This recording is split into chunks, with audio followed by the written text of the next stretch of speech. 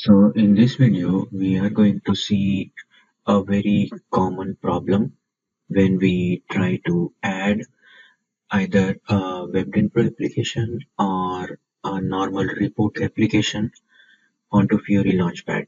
And the issue which we face normally is, for example, we have some of the transactions which are already added here on the Launchpad, which are GUI transaction. It could be a report, it could be any transaction.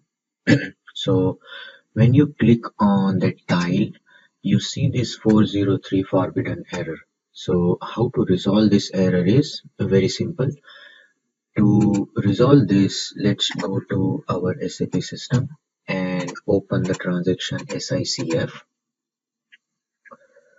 execute it, and now here, if you are using a GUI transaction onto Fiori Launchpad, and it's not working and giving you 403, you need to search for web GUI service. Click on apply. You will normally see all of these nodes are grayed out.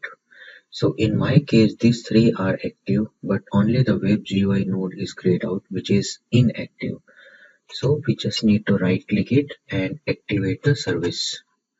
Just activate it and always try to use this button rather than this button. So what happens here is, if you click on this button, only the selected node will be activated.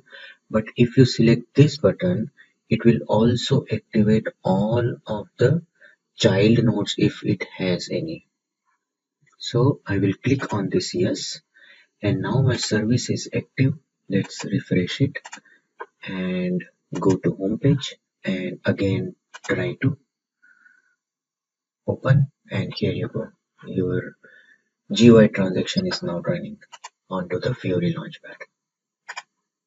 So that's all for now in this video, and if you like the content, please consider subscribing to my channel. Thank you.